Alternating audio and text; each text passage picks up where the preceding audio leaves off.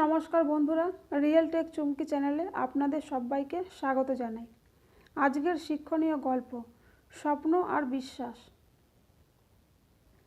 এক বিশাল পাহাড়ের চূড়ায় একটি ঈগল তার বাসা বানিয়েছিল। সেখানে ছিল তার 4টি ডিম। প্রতিদিন সকালে সে আকাশে উড়ে খাবারের সন্ধানে বেরিয়ে যেত। একদিন হঠাৎ ভয়ঙ্কর ভূমিকম্প শুরু হলো। পাহাড় কেঁপে উঠল, আর সেই সময় ঈগলের একটি ডিম গড়িয়ে নিচে পড়ে গেল।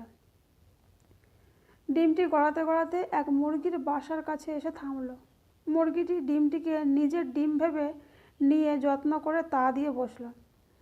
কিছুদিন পর ডিমটি ফুটে একটি ছোট্ট ঈগল বের হলো। কিন্তু সে বড় হতে লাগলো মুরগির বাচ্চাদের সাথে। সে মুরগির মতো হাঁটতো, মাটিতে ঠোকর দিত আর ছোট ছোট লাফ দিত। কিন্তু তার ভেতর সবসময় একটা অজানা অনুভূতি কাজ করত। সে যেন অন্যরকম। একদিন সে আকাশে উঁচুতে উঠতে থাকা ঈগলদের দেখে মুগ্ধ হয়ে গেল। সে মুরগিকে জিজ্ঞেস করলো, আমিও কি ওদের মতো আকাশে উঠতে পারবো? মুরগি হেসে বলল, না, এটা কখনো সম্ভব নয়। আমরা মুরগি, আমরা উঠতে পারি না। এই কথা শুনে ছোট্ট ঈগলটি বিশ্বাস করে নিল সে উঠতে পারবে না।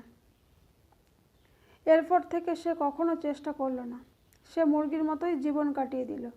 আর একদিন সে মারা গেল, নিজের আসল ক্ষমতা না জেনেই। এই গল্পটা থেকে আমরা এটাই শিক্ষা পেলাম, তুমি যা বিশ্বাস করো তুমি একদিন তাই হয়ে ওঠো। নিজের স্বপ্নকে কখনো ছোট ভাবো না। অন্যের কথায় নিজের ক্ষমতাকে কখনোই সীমাবদ্ধ করো না। আজকের এই গল্পটা যদি আপনাদের ভালো লাগে অবশ্যই একটা লাইক করবেন।